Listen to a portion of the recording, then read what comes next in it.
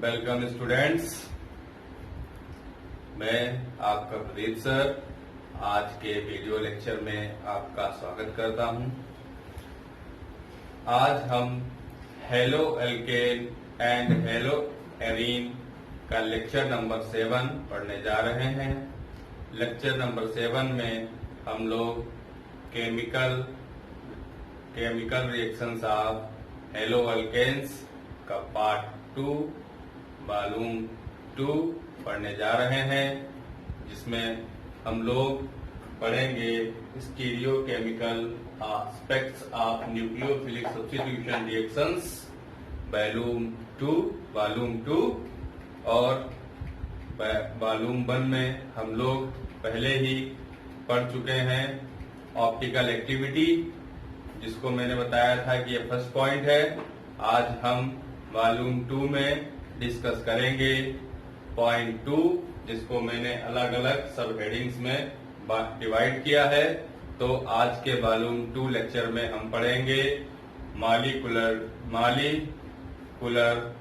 Asymmetry, काइनेलिटी and एंटिओमर्स। तो चलिए start करते हैं आज का वीडियो लेक्चर 7 पार्ट 2 वॉल्यूम 2 यानी 2। तो सेकेंड में मैंने जो है मॉलिक्यूलर एसिमेट्री और काइनेलिटी, तो इसको हम देखते हैं कि मॉलिक्यूलर एसिमेट्री क्या होती है और काइनेलिटी क्या होती है। चलिए इसको हम लोग डिस्कस करते हैं। A central carbon is tetrahedral and if all the atom or group attached to that carbon are different, the mirror image of the molecule is not superimposed on the molecule. Such a carbon is called asymmetric carbon or stereocenter or chiral carbon. These molecules are optical active. तो इसका मतलब क्या हुआ, इसका meaning मैं आपको point two point समझाता हूं। पहले तो हम समझते हैं कि एक सेंट्रल कार्बन है, यानी कार्बन कहाँ है, सेंट्रल में है, और उसका शेप कैसा है, मतलब उससे 4, हम जानते हैं कि कार्बन की वैलेंसी 4 होती है, तो उससे सिंगल बॉन्ड से 4 एटम या ग्रुप अटैच होंगे। तो इसलिए यहाँ पे लिखा हुआ टेट्राहेड्रन इसका शेप होना चाहिए, और जैसे मैंने यहाँ पे ये बना के रखा है। फिर हम बात कर लेते हैं कि जैसे उस जो सेंट्रल कार्बन है उसकी चारों वैलेंसी, जैसे 1 2 3 4 चारों वैलेंसी जो होनी चाहिए, उसमें जो एटम लगे हों वो डिफरेंट होने चाहिए, यानी कि सेम नहीं होने चाहिए। चाहे एटम लगे हों चाहे ग्रुप लगे हों, जैसे H एटम होता है CH3 या CH2 C2H5 क्या होता है, ग्रुप होता है। ये कैसे होने चाहिए, डिफरेंट होने चाहिए, यानी कि चारों वैलेंसी से एटम या ग्रुप कैसा होना चाहिए, डिफरेंट होने चाहिए, सेम नहीं होने चाहिए। फिर तो ऐसा कार्बन क्या होता है, काइल कार्बन होता है। दूसरी चीज फिर क्या होना चाहिए कि ये देखिए लिखा हुआ कार्बन आर डिफरेंट। फिर मिरर इमेज, यानी कि ये क्या होने चाहिए, दूसरे के मिरर इमेज मॉलिक्यूल्स होने चाहिए, और एक दूसरे के ऊपर सुपर इम्पोज्ड नहीं होने चाहिए। क्या नहीं होने चाहिए, सुपर इम्पोज्ड नहीं होने चाहिए। तो सुपर इम्पोज्ड नहीं होने चाहिए, तो ऐसे जो कार्बन है उनको हम बोलते हैं एसिमेट्रिक कार्बन या स्टीरियोसेंटर या काइल कार्बन। और ये मॉलिक्यूल्स कैसे होते हैं, ऑप्टिकली एक्टिव होते हैं। कैसे होते हैं, ऑप्टिकली एक्टिव। तो चलिए हम यहाँ पर आपको बता देते हैं, जैसे एसिमेट्रिक कार्बन क्या है, ये कार्बन सेंटर है। यहाँ पर हम क्या करते हैं, कार्बन लिखे है ना लिखे, हम जानते हैं कि यहाँ पर क्या है, कार्बन है। तो इसको मैंने इस तरीके से दिखाया है, इसकी 4 वैलेंसी है, और ये चारों अलग अलग ग्रुप या आइटम से अटैच होनी चाहिए। चलिए हम बना देते हैं यहाँ पर, जैसे ये A से है, ये B से है, ये C से है, और ये D से है। तो इसको बोलेंगे कायरल कार्बन या एसिमेट्रिक कार्बन, इसको हम बोलते हैं। अब हम बात कर लेते हैं कि सुपर इम्पोज्ड क्या होता है। तो सुपर इम्पोज का मतलब होता है ओवरलैप करना, यानी किसी चीज को ढकना। फिर बात कर लेते हैं मिरर इमेज क्या होती है।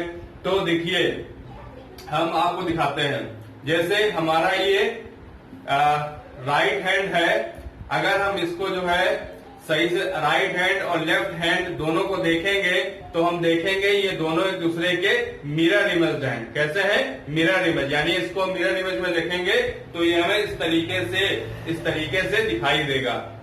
ठीक है, किस तरीके से दिखाई देगा? इस तरीके से दिखाई देगा। तो ये हमारे लेफ्ट और राइट दोनों हैंड क्या है? एक दूसरे के मिरर इमेज हैं, लेकिन ये एक दूसरे को ढक नहीं पाते, यानी कि सुपर इम्पोज नहीं कर पाते। कैसे? जब हम इसको इस तरीके से ढकेंगे तो हमारे जो थंब है वो क्या है? हमें दिखाई देते हैं, यानी कि पूरी तरीके से ये सुपर इम्पोज नहीं होते हैं। तो हमारे दोनों हैंड्स मिरर इमेज तो हैं, लेकिन सुपर इम्पोज नहीं होते हैं। एक बार फिर से, मिरर इमेज हमारे दोनों हैंड हैं, लेकिन सुपर इम्पोज्ड नहीं है। इसी को बोलते हैं नॉन सुपर इम्पोज्ड या नॉट सुपर इम्पोज्ड। अगर ये पूरी तरीके से ढक लेते तो क्या हो जाते? सुपर इम्पोज्ड हो जाते, लेकिन ये ढक नहीं पाते, इसलिए कैसे हैं? ये नॉन सुपर इम्पोज्ड हैं। तो चलिए हम आपको कुछ और एग्जाम्पल देके भी समझाने की कोशिश करते हैं। जैसे मैंने ये P लिखा हुआ है और बीच में जो है मिरर लगाया हुआ है, R लिखा हुआ, बीच में मिरर लगा हुआ है।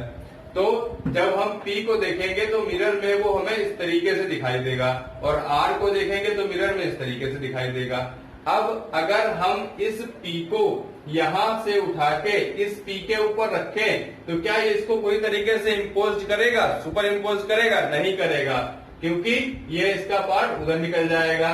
इस तरीके से अगर हम R को, इस वाले R को उठाएं, इस वाले R को उठाएं, इसके ऊपर रखें तो क्या इसको सुपर इम्पोज कर लेगा? ओवरलैप करेगा? ढकेगा? नहीं ढकेगा। तो ये कैसा है? कराइल ऑब्जेक्ट्स हैं, नॉन सुपर इम्पोजेबल हैं, और कैसे हैं? एक दूसरे के मिरर इमेज हैं। तो ये इसमें एसिमेट्री है, कराइलिटी है, इसी को एसिमेट्री और कराइलिटी बोलते हैं। ये मैंने आपको बताया स्टीरियो सेंटर है, यानी कि सिमेट्रिक कार्बन है, ऑप्टिकली एक्टिव है, इसलिए इसको स्टीरियो सेंटर बोला जा रहा है। फिर चलिए हम एक मॉलिक्यूल का एग्जांपल लेते हैं। तो हमने एक मॉलिक्यूल्स देखा जो कि है ब्यूटेन टू ऑल।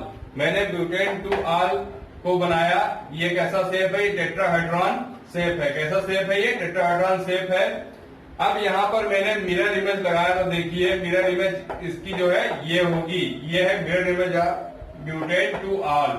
तो यहाँ पे हमने देखा, देखिए मैंने अलग अलग कलर से इसीलिए दिखाने की कोशिश की है। तो अब अगर हम इसको यहाँ से उठाएं और इसके ऊपर रख दें तो क्या ये सुपर इम्पोज होगा? नहीं होगा। क्यों? क्योंकि ये वाला OH इधर को आ जाएगा और ये वाला C2H5 इधर को आ जाएगा, तो सुपर इम्पोज नहीं होगा। फिर हमने क्या किया? ये दो मिरर, जो इसकी मिरर इमेज थी, जो इसकी क्या थी? मिरर इमेज थी, उसको हमने 180 डिग्री, कितना? 180 डिग्री रोटेट कर दिया। कितना रोटेट किया? 180 डिग्री रोटेट कर दिया मिरर इमेज को। और इसके बाद अगर हम इसको यहां पर रखें, ठीक है, तो भी ये क्या होगा? नॉन सुपर इम्पोजेबल होगा, क्योंकि C2H5 यहां पहुंच गया है और CH3 यहां पे आ गया है, तो ये इसको सुपर इम्पोज नहीं कर पाएगा। तो ये कैसा मॉलिक्यूल है? कराइल मॉलिक्यूल है, non super imposable mirror image है और ऑप्टिकली एक्टिव है। कैसा है? Optically active. तो यहां तक की आपको बात समझ में आई। अब हम पढ़ेंगे सिमिट्री और अकराइलिटी। इसका जस्ट अपोजिट है ये दोनों चीजें। ये ए था, ये बी है हेडिंग। तो जो ए हेडिंग थी उसकी जो है क्या है? अपोजिट है सिमिट्री। एसिमिट्री का सिमिट्री अपोजिट, और कराइलिटी का अकराइलिटी। अब हम लोग इसको देखते जरा। देखिए, the mirror image of the molecule is super impose on the molecule such a carbon is called symmetric carbon or achiral carbon. These molecule are optically inactive. यानी कि जिनमें सिमेट्री और एक्राइलिटी जो मॉलिक्यूल शो करते हैं वो कैसे होते हैं? ऑप्टिकली इनएक्टिव होते हैं। कैसे होते हैं? ऑप्टिकली इनएक्टिव होते हैं। तो चलिए इसको हम समझ लेते हैं। यानी कि मिरर इमेज हो और एक दूसरे को क्या कर लेते हो? ढक लेते हो, यानी कि सुपर इम्पोज कर लेते हो। यहाँ पर कैसा क्या था? यहाँ पर था नॉन सुपर इम्पोजेबल जबकि यहाँ पर क्या है, सुपर इम्पोजिबल है। तो यहाँ पे हम देखते हैं जैसे ये मैंने एम बनाया, ए बनाया और बीच में मिरर लगाया, तो एम की मिरर इमेज ये होगी और ए की मिरर इमेज ये होगी। अब हम इस एम को उठा के इसके ऊपर रख दें तो क्या होगा, ये इसको पूरी तरीके से सुपर इम्पोज कर लेगा, यानी कि ओवरलैप कर देगा, इसको पूरी तरीके से ढक लेगा। ठीक है, इसी तरीके से ए को की मिरर इमेज को उठा के इसको ऊपर रख दे तो क्या हो जाएगा, ये भी इसको क्या कर लेगा, ढक लेगा, यानी कि क्या कर लेगा, इसको सुपर इम्पोज कर लेगा। तो ये कैसे हैं, ये अक्राइल ऑब्जेक्ट्स हैं जो कि सुपर इम्पोजिबल है और मिरर इमेज है। फिर इस तरीके से हम यहाँ पर एक मॉलिक्यूल्स का एग्जांपल देखते हैं जिसका नाम है प्रोपेन टू ऑल। क्या नाम है, प्रोपेन टू ऑल। तो देखिए मैंने इसको भी टेट्राहेड्रल शेप में बनाया है। तो यहाँ पर हम देखते हैं कि प्रोपेन टू ऑल है, ये इसकी मिरर इमेज है और मिरर इमेज को यहाँ पे रखिए तो ये इसको क्या करेगा, सुपर इम्पोज नहीं करेगा। लेकिन अगर मिरर इमेज को 180 डिग्री क्या करें, 180 डिग्री रोटेट कर दें तो रोटेट होकर हमें क्या मिल जाएगा, इसकी मिरर इमेज कैसी मिल जाएगी, बिल्कुल इसी के तरीके से मिल जाएगी जैसे कि शुरुआत में थी। और इसको हम यहाँ से उठाएं और इसके ऊपर रख दें तो क्या हो जाएगा, ये इसको क्या करेगा, सुपर इम्पोज कर लेगा। तो देखिए ये अक्राइल मॉलिक्यूल है क्योंकि ये मिरर इमेज है, क्योंकि ये रोटेट करने 180 डिग्री रोटेट करने के बाद मिरर इमेज सुपर इम्पोजेबल कर लेती है अपने मॉलिक्यूल्स को, यानी कि ढक लेती है, ओवरलैप कर लेती है और ये ऑप्टिकली इनएक्टिव है। दूसरी चीज ये है कि ये कायरल कार्बन नहीं है क्योंकि इसमें जो है दो ग्रुप, ये CH3 सेम है। कैसे हैं, सेम है। जबकि कायरल कार्बन की कंडीशन क्या है कि चारों वैलेंसी कैसी होनी चाहिए, सेम नहीं होनी चाहिए। देखिए यहाँ पर CH3 ग्रुप है, यहाँ पर C2H5 ग्रुप है, यहाँ पर H है, यहाँ पर OH है, यानी कि तीनों ग्रुप अलग अलग है और चौथा आइटम वो भी अलग है। तो यहाँ पर क्या है, यहाँ पर H है, OH है, दो अलग अलग है, लेकिन CH3 ग्रुप क्या है, सेम है। तो इसीलिए कराइल है और ये कैसा है, कराइल है। तो आपको ये चीज समझ में आई होगी। इससे पहले मैं आपको आगे के लेक्चर में ले चलूं, आप इसको अच्छे से नोट कर लीजिए।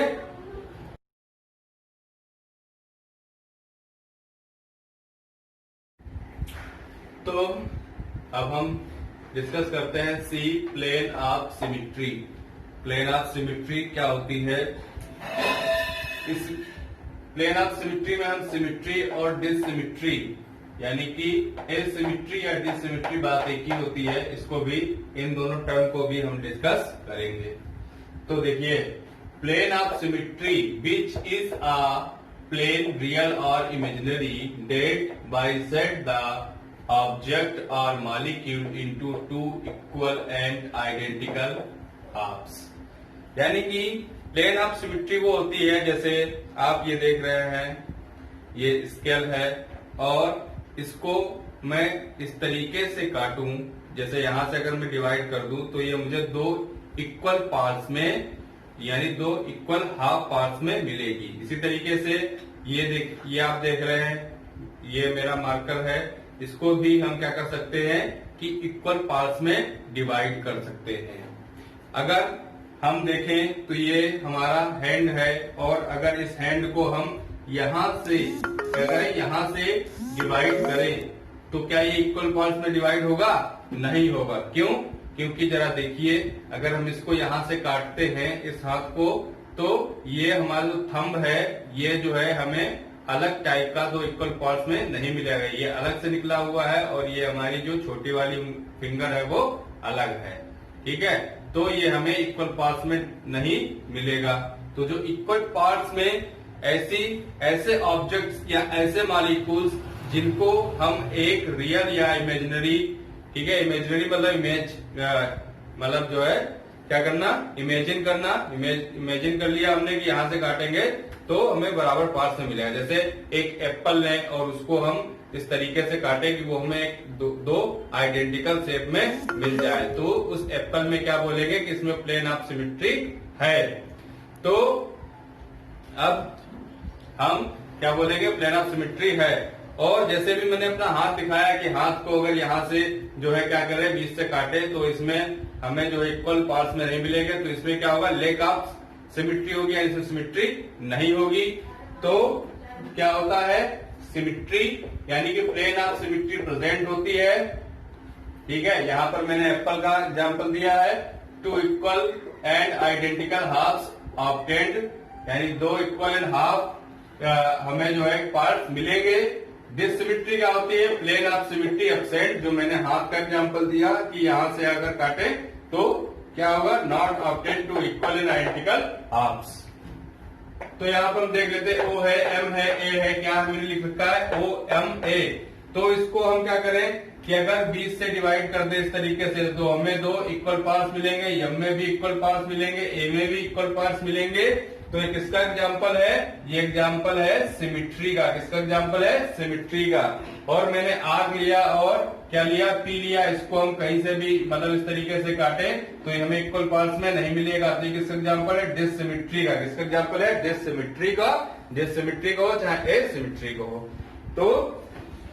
तो जिसमें प्लेन ऐसे मॉलिक्यूल्स, ध्यान से सुनिएगा, ऐसे मॉलिक्यूल्स जिसमें प्लेन ऑफ सिमिट्री प्रेजेंट होती है, ऑप्टिकली इनएक्टिव होते हैं और अक्राइल होते हैं। और ऐसे मॉलिक्यूल्स जिसमें प्लेन ऑफ सिमिट्री अब्सेंट होती है, कराइल मॉलिक्यूल होते हैं और ऑप्टिकली एक्टिव मॉलिक्यूल होते हैं। देखिए यहां पर मैंने मॉलिक्यूल्स भी बना रखे हैं और उसका भी एग्जांपल मैं दूंगा। तो यहां पर लिखा सिमिट्री या कराइल, ऑप्टिकली इनएक्टिव। यहां पर एसिमिट्री और डिससिमिट्री और कराइल, ठीक है, ऑप्टिकली एक्टिव, यानी कि ये तीनों चीजें क्या है? एक ही है। कैसा है? ऑप्टिकली एक्टिव है। अब यहाँ पर मैंने लिया मिथाइल साइक्लोहेक्सेन और इसको हम 20 से जो है अगर कट कर दे तो हमें इक्वल पार्ट्स में मिलेगा। इधर H मिलेगा तो इधर CH3 मिलेगा, यानी इक्वल पार्ट्स में मिलेगा। ये कैसा है? कराइल है, ठीक है, ऑप्टिकली इनएक्टिव है, इसमें प्लेन ऑफ सिमिट्री है, तो सिमिट्री है, और कैसा है? कराइल भी है। ठीक, फिर हम बात कर लेते हैं 2 मिथाइल साइक्लो हेक्सेनोन, यानी कि यहाँ पर हमने क्या किया? हमें क्या मिल गया? एक फंक्शन को मिल गया कीटोन का।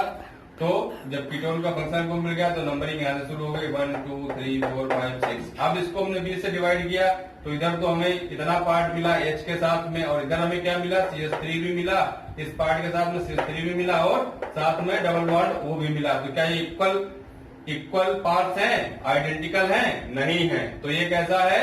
ये इसमें असिमिट्री और डिससिमिट्री है, कराइल है और ऑप्टिकली एक्टिव है।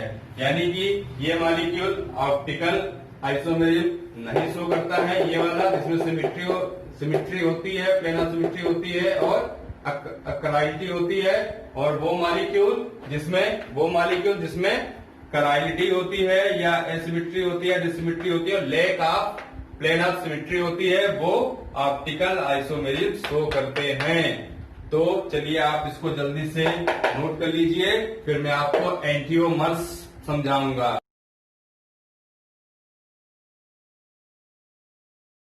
बच्चों अब हम पढ़ेंगे एंटियोमर्स, डी पार्ट एंटियोमर्स। क्या है? The pair of molecule which are non super imposable mirror image of each other or this symmetry in nature are known as enantiomers and this phenomena is called enantiomorphism। यानी कि अगर हम कोई दो molecule ऐसे लें, ठीक है, जो आपस में एक दूसरे की क्या हो? मिरर इमेज हो और एक दूसरे को सुपर इम्पोज भी ना करते हो, सुपर इम्पोज ना करते हो, ठीक है, और उसमें कराइलिटी भी हो, डिससिमिट्री भी हो, एसिमेट्रिक भी हो, यानी कि उसमें प्लेन ऑफ सिमिट्री ना हो, ठीक है, तो ऐसे पेयर ऑफ मॉलिक्यूल कहलाते हैं एंटियोमर्स और ये प्रोसेस कहलाती है एंटियोमॉर्फिज्म।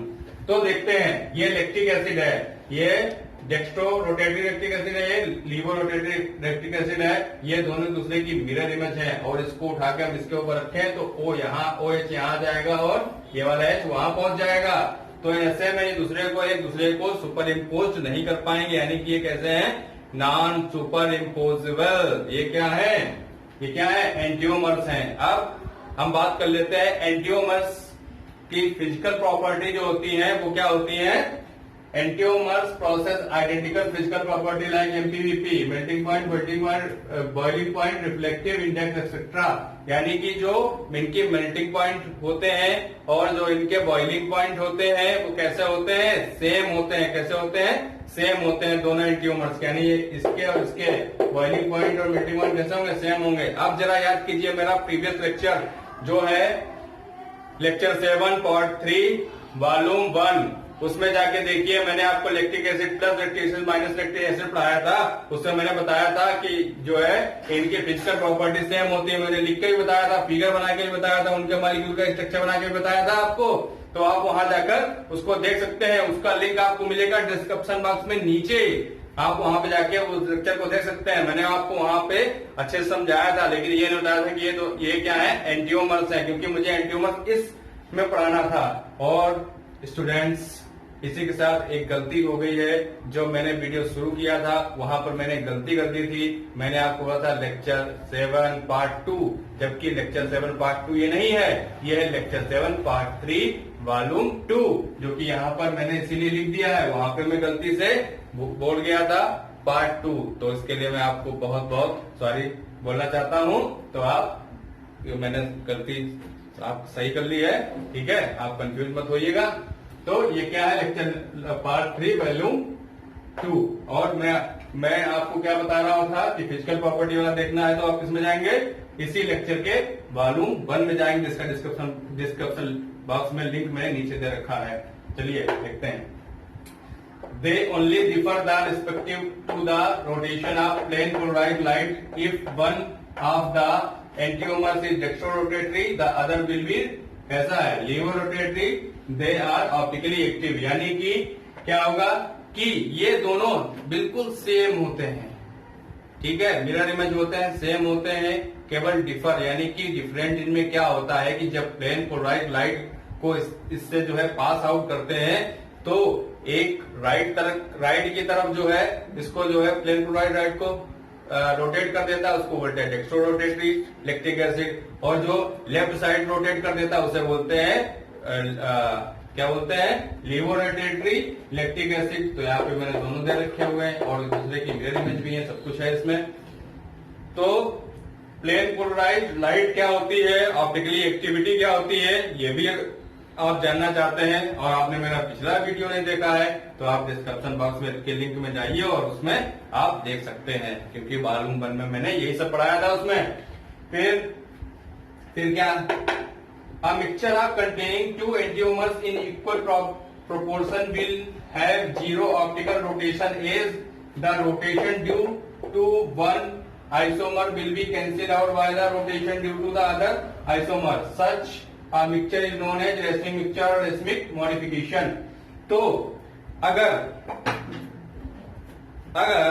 हम 10 ग्राम लैक्टिक ये वाला यानी कि डेक्स्ट्रोरोटेटरी, ये दोनों एंटियोमर्स हैं और इनको हम क्या लें, 10-10 ग्राम ले लें, यानी इक्वल प्रोपोर्शन में ले लें। और हमने जो है वहां पर जो आपको जो है सोल्यूशन सैंपल वाला जो दिखाया था उसमें रख दें, तो क्या होगा कि जब प्लेन पोलराइज्ड लाइट इससे पास आउट होगी तो इसकी जो पोलैरिटी है यानी कि जो रोटेशन है, लेफ्ट साइड वाला जो है वो लेफ्ट साइड वाला राइट साइड के रोटेशन को कैंसिल कर देगा और जो है राइट साइड वाला लेफ्ट के को जो है कैंसिल कर देगा और लेफ्ट साइड वाला राइट के रोटेशन को कैंसिल कर देगा, यानी एक दूसरे के रोटेशन को कैंसिल आउट कर देंगे। और ये कैसे हो जाएंगे, ऑप्टिकली जीरो ऑप्टिकली रोटेशन हो जाएगा इसमें। तो ये क्या हो जाएंगे, ऑप्टिकली इनएक्टिव हो जाएंगे। तो जब ऑप्टिकली इनएक्टिव हो जाएंगे तो इस तरीके के आइसोमर, ठीक है, यानी इन दोनों का मिक्सचर इक्वल प्रोपोर्शन में लेने पर जो मिक्सचर बनता है उसे बोलते हैं रेसमिक मिक्सचर या रेसमिक मॉडिफिकेशन। ये भी मैं आपको इससे प्रीवियस वाले लेक्चर में पढ़ा चुका हूं। फिर racemic mixture is represented by the prefixing DL or plus minus before name, यानी कि अगर हम इसको लिखना चाहेंगे लैक्टिक एसिड को तो क्या लिखेंगे, प्लस माइनस लैक्टिक, क्या लिखेंगे, प्लस माइनस लैक्टिक एसिड, ठीक है। यानी जब रेसमिक मिक्सचर को लिखेंगे, वैसे तो ये प्लस ये माइनस है, ठीक है, या इसको हम DL लैक्टिक एसिड भी लिखेंगे, लिख सकते हैं, यानी कि इलेक्ट्रिक एसिड का आइडियल तो बदल जाएगा। ये क्या है? रेसमिक मिक्सचर है। क्या है? Racemic mixture. क्या है? Racemic mixture. फिर तो the process of conversion of enantiomers into a racemic mixture is known as a racemization. तो रेसमाइजेशन, इस प्रोसेस को जब एंटियोमर्स को हम रेसिम मिक्सचर में कन्वर्ट कर दें, इसको बोलते हैं रेसिमाइजेशन। क्या बोलते हैं बच्चों? रेसिमाइजेशन।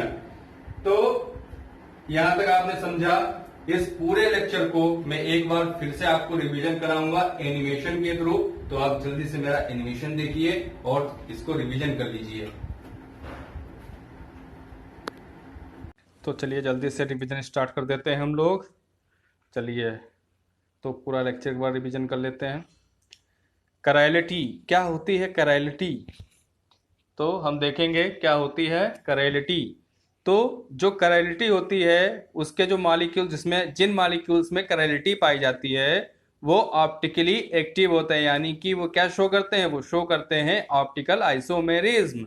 तो कराइलिटी किस में होती है? जैसे मैंने आपको एग्जाम्पल दिया था कि हमारे जो दोनों राइट और लेफ्ट हैंड होते हैं वो दोनों एक दूसरे के क्या होते हैं? मिरर इमेज होते हैं। क्या होते हैं? मिरर इमेज होते हैं। लेकिन ये दोनों एक दूसरे के ऊपर क्या नहीं हो सकते हैं? सुपर इम्पोजिबल नहीं हो सकते हैं। यानी कैसे होते हैं? नॉन सुपर इम्पोजिबल होते हैं। कैसे होते हैं? यानी कि कराइलिटी वाले मॉलिक्यूल्स कैसे होते हैं? कराइलिटी वाले मॉलिक्यूल्स ऑप्टिकली एक्टिव होते हैं, एक दूसरे की क्या होते हैं? मिरर इमेज होते हैं और नॉन सुपर इम्पोजिबल होते हैं। तो देखिए एनिमेशन के थ्रू मैं दिखाता हूं आपको किस तरीके से हमारा जो दोनों हैंड हैं वो एक दूसरे के ऊपर सुपर इम्पोज्ड नहीं होते हैं। देखिए, ये देखिए, कहीं सुपर इम्पोज्ड हुआ नहीं, इधर भी थंब दिख रहा है, उधर भी थंब बाहर की ओर निकला हुआ है। ठीक है, फिर नेक्स्ट बात करते हैं अक्राइलिटी। क्या होता है? अक्राइलिटी। तो अक्राइलिटी वाले जो मॉलिक्यूल्स होते हैं वो ऑप्टिकली इनएक्टिव होते हैं। तो जैसे एक फ्लास्क लेते हैं, ठीक है, इस फ्लास्क हमने लिया और इस फ्लास्क को अगर हम, इसमें प्लेन ऑफ सिमेट्री भी है। पहली बात, अगर इसको हम बीच से काटेंगे तो ये हमें दो इक्वल पार्ट्स में मिल जाएगा। तो ये फ्लास्क जो है, इस फ्लास्क की मिरर इमेज देखिए, बीच में मिरर भी लगा देते हैं। तो ये दोनों एक दूसरे की मिरर इमेज भी हैं, प्लेन ऑफ सिमेट्री भी है और ये एक दूसरे के ऊपर सुपर इम्पोजिबल भी हो जाएंगे। तो अक्राइलिटी में क्या होता है? प्लेन ऑफ सिमेट्री होती है, यानी कि इसको अगर हम बीच से काटें तो ये हमें क्या मिलेंगे? दो इक्वल पार्ट्स में हमें मिल जाएंगे। फिर एक दूसरे के मिरर इमेज भी हैं और सुपर इम्पोजिबल भी हो जाएंगे। तो देखिए किस तरीके से एक फ्लास्क को दूसरे फ्लास्क पर हम सुपर इम्पोजिबल करते हैं। देखिए, ये देखिए, एक फ्लास्क दूसरे फ्लास्क पर पूरी तरीके से सुपर इम्पोजिबल हो गया, दूसरा पीछे वाला फ्लास्क हमको दिखाई नहीं दे रहा है। तो आपको समझ में आया होगा अक्राइलिटी क्या होती है। अब हम नेक्स्ट बात कर लेते हैं एंटियोमर्स। क्या होते हैं enantiomers? The isomer mirror image each other but non super impossible, यानी कि एक दूसरे के क्या होते हैं? मिरर इमेज होते हैं लेकिन नॉन सुपर इम्पोजिबल होते हैं। तो देखिए, plus lactic acid minus lactic acid एक दूसरे के कैसे हैं? क्या है? सुपर इम्पो, मतलब जो है मिरर इमेज है। क्या है? मिरर इमेज हैं। तो बीच में मिरर लगा हुआ आपको दिखाई दे रहा होगा, एक दूसरे के मिरर इमेज है। प्लस लैक्टिक एसिड आइसोमर और माइनस लैक्टिक एसिड आइसोमर। अब इसको देखते हैं हम। ये देखिए क्या है? ये जो है प्लस लैक्टिक एसिड वाला है और ये क्या है? माइनस लैक्टिक एसिड वाला है। देखिए क्या सुपर इम्पोज्ड होगा इस पर? देखते हैं। देखिए ये नहीं हुआ सुपर इम्पोज्ड। क्या हुआ? सुपर इम्पोज्ड नहीं हुआ, पूरी तरीके से इसने इसको नहीं ढका। ठीक है, तो ये तो हमने देखा फार्मूला। अब मॉलिक्यूलर स्ट्रक्चर एक बार देख लेते हैं। ये देखिए molecular structure L lactic acid का। ये देखिए मॉलिक्यूलर स्ट्रक्चर किसका? प्लस लैक्टिक एसिड का। अब एक दूसरे को सुपर इम्पोज करेंगे। देखिए नहीं किया इसने। देखिए क्या किया? नहीं किया। ये देखिए दिख रहे हैं हमको जो है ब्लू कलर के कुछ मॉलिक्यूल्स बाहर दिख रहे हैं। तो सुपर कैसे हैं? नॉन सुपर इम्पोजिबल हैं। अब plane of symmetry, not plane of symmetry देख लेते हैं। कराइल अक्राइल। तो देखिए हमने जो है इसमें क्या लिया हुआ है? लैक्टिक एसिड लिया हुआ है। ठीक, तो इसमें हम देखते हैं पहले, सबसे पहले प्लेन ऑफ सिमेट्री जो क्राइल है उसको देखते हैं। जो प्लेन ऑफ सिमेट्री जिसमें होती है उसको हम क्या कर सकते हैं? दो इक्वल पार्ट्स में डिवाइड कर सकते हैं। तो देखिए, ये देखिए एक इक्वल पार्ट्स इसका ये है प्रोपेनोइक एसिड का, और एक इक्वल पार्ट्स ये देखिए निकला, और एक इक्वल पार्ट्स ये निकला। तो यानी कि हमने इसको दो बराबर पार्ट्स में डिवाइड कर लिया। आप देख पा रहे होंगे इसको बराबर पार्ट्स में क्या हुआ, डिवाइड हो गया। तो ये कैसा है, इसमें प्लेन ऑफ सिमेट्री भी है। तो ये कैसा है, अक्राइल है। ठीक है, तो अब हम देखेंगे नॉट प्लेन ऑफ सिमेट्री, यानी कि कराइल में क्या है, प्लेन ऑफ सिमेट्री नहीं पाई जाती है। तो देखते हैं जल्दी से। लैक्टिक एसिड में देखिए, ये आधा मॉलिक्यूल इधर गया और आधा मॉलिक्यूल इधर गया, यानी कि दो बराबर पार्ट्स में ये हमें नहीं मिला, क्योंकि इधर देखिए, इस साइड देखिए, रेड वाले जो है मॉलिक्यूल्स हमें अलग से दिखाई दे रहे हैं, यानी ये इक्वल पार्ट्स में डिवाइड नहीं हुआ। तो इसमें प्लेन ऑफ सिमेट्री नहीं है। तो ये मॉलिक्यूल्स कैसा है, कराइल मॉलिक्यूल है। और जो कराइल मॉलिक्यूल होते हैं वो क्या शो करते हैं, वो शो करते हैं ऑप्टिकल आइसोमेरिज्म। तो आपको ये लेक्चर कैसा लगा, अच्छा लगा होगा। अभी अभी आपने जो है मेरा पूरा लेक्चर जो है एनिमेशन के थ्रू रिवीजन किया। आई होप आपको ये अच्छा लगा होगा। अच्छा लगा हो तो लाइक जरूर कीजिएगा और लिखिएगा भी कमेंट बॉक्स में कि आपको मेरा लेक्चर कैसा लगा। और साथ ही साथ आप अपने केमिस्ट्री के प्रदीप सर के जो वीडियो लेक्चर है उसको लाइक करते रहिए, हमारे चैनल को सब्सक्राइब करते रहिए।